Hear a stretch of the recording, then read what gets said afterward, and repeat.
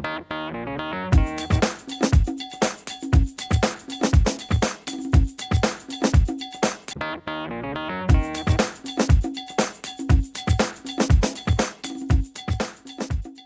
relação à igreja, como é feito o sustento da igreja local? Pastor Pedro, é uma pergunta importante essa, sobre o sustento, não é? É uma pergunta que às vezes traz uma polêmica, não é? Porque tem algumas pessoas que acham que o dízimo não é, por exemplo. Mas como é que a igreja é sustentada? Como é que a obra dos dias de hoje? Essa não é uma pergunta que tem uma resposta direta. Na verdade, não encontramos uma recomendação expressa no Novo Testamento, e é por isso que há confusão na cabeça das pessoas, um mandamento no Novo Testamento dizendo, darás o dízimo. Mas também precisamos, pastor Pedro, lembrar que o dízimo, que muitas pessoas falam que é da lei, não é? Não é isso que muitas pessoas falam? Não, o dízimo é da lei, não é da graça. Meus irmãos, escutem, por favor, você que é de Campo Alegre, talvez, e pensa assim, porque em todos os lugares tem pessoas que pensam assim. O dízimo veio muito antes da lei, querido. Então, se você fala que ele é da lei, você está completamente enganado e equivocado. Enganado e equivocado, porque ele foi instituído antes da própria lei. Em Gênesis, capítulo 14, verso 20, vemos a primeira menção ao dízimo na Bíblia. O fato de Abraão dar o dízimo ao sacerdote Melquisedeque nos mostra, irmãos, que isso já era uma prática conhecida bem antiga, mesmo antes da existência dos levitas, dos ministros religiosos, que eram mantidos com dízimo. É só você ler Números, capítulo 18, verso 24 e o 26, que você vai entender o que eu estou falando em relação a isso. No Antigo Testamento, no profeta Malaquias, é claro, e também em outras passagens, advertências do tipo, trazei todos os dízimos à casa do tesouro, e ainda uma pergunta retórica, roubará o homem a Deus? Essa tesouraria que Malaquias coloca era o templo de Salomão aí. Trazei os dízimos, e aí você vai entender isso. Mas por que não temos um texto como um mandamento no Novo Testamento? Isso não quer dizer que não é para ser praticado. Então, se fosse assim, não tem uma palavra, um texto dizendo isso no Novo Testamento, então eu não vou praticar. Se for assim, se formos por essa ótica, nós não acreditaríamos, por exemplo, na Trindade. Olhe no Novo Testamento e veja se essa palavra está expressa no Novo Testamento. Não está, pois essa palavra nem existe na Bíblia. Se formos por essa ótica de não ter essa palavra na Bíblia ou no Novo Testamento, se formos ler, por exemplo, só o livro de Esté, por exemplo, nós não acreditaríamos em Deus. Porque em Esté não tem a palavra Deus. Não é mencionado o nome dele. E por aí vai. Irmãos, muitos dizendo que temos que contribuir segundo o nosso desejo. Mas não podemos tirar essa conclusão somente, estava tratando aí de um assunto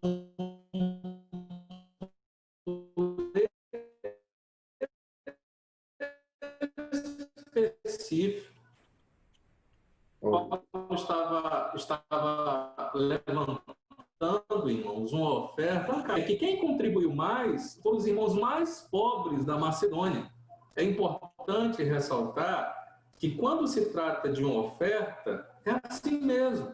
Devemos contribuir de acordo com o propósito dos nossos corações, com alegria.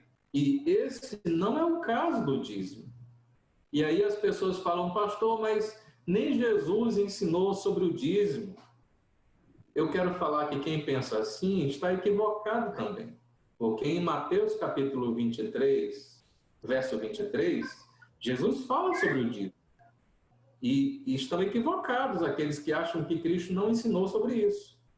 Em Mateus 23 vai dizer, ai de vocês, mestres da lei, fariseus hipócritas, vocês dão o dízimo da hortelã, do endro e do cominho, mas têm negligenciado os preceitos mais importantes da lei, a justiça, a misericórdia e a fidelidade. E ele conclui o texto dizendo, vocês devem praticar estas coisas. Qual é? A justiça, misericórdia e fidelidade. Sem omitir aquelas, que é o quê? Os dízimos. Irmãos, de Campo Alegre do Fidalgo, em outras palavras, Cristo está nos ensinando que devemos observar umas e não esquecer das outras. Se tivermos dispensados, se colocarmos em nossas cabeças que estamos dispensados dos dízimos, porque é da lei, eu também quero que você considere ser dispensado da justiça. Eu quero que você se considere dispensado da misericórdia. Eu quero que você se considere dispensado da fé, porque esses são também da lei. Nas cartas paulinas, vemos, irmãos, claramente a necessidade de contribuições generosas, contribuições proporcionais, contribuições constantes. E o dízimo se encaixa perfeitamente nisso. O que seria uma contribuição proporcional ao que eu ganho? O que seria uma contribuição constante? O que seria uma contribuição generosa, se não for o dízimo? O Novo Testamento olha, irmãos, para uma contribuição proporcional, uma contribuição regular, como forma de expressão de amor a Deus e cuidado com os irmãos. Na verdade, eu ficaria com o pé atrás, bastante até surpreso, de alguém dizer que não contribui com a igreja, não devolve os seus dízimos, porque isso não está no Novo Testamento. Infelizmente, muitos têm deturpado, é verdade, irmãos? É verdade. Muitos têm deturpado essa doutrina, muitas igrejas têm explorado as pessoas, e nós sabemos que na nossa denominação isso não acontece. Mas escute, os irmãos que não devolvem os seus dízimos, para mim, estão cuspindo no prato que comem. Como é que eu vou entrar e me sentar em uma cadeira que foi comprada, irmãos, com os dízimos de outros irmãos e nem sequer considerar isso? Meus irmãos, como é que eu vou usufruir de um templo bacana como vocês têm, dos ventiladores, de uma caixa de som, de uma iluminação, se não for de alguma forma pago? E será que pago com o quê? Como é que eu vou ter um pastor que se preocupará, que cuidará da igreja, se eu não o sustentar? Irmãos, a verdade é que muitos são avarentos. Muitos têm se apegado ao dinheiro, e o dinheiro é o seu senhor. Não possuem dinheiro, é o dinheiro que os possui. São avarentos e apegados às coisas materiais. Um recado que eu tenho para dar é que quem não consegue viver com 90% do que ganha por má administração, não conseguirá viver com 100%. É só o recado que eu tenho para dar para vocês. Devemos devolver o dízimo. Não por obrigação, irmão, não é obrigação, mas como uma expressão da nossa gratidão a Deus e louvor a Deus de poder retribuir só um pouco pelo que Ele tem, pelo muito, né, que Ele tem nos dado todos os dias. Essa é a concepção da nossa denominação sobre dízimos e a minha também concepção pessoal.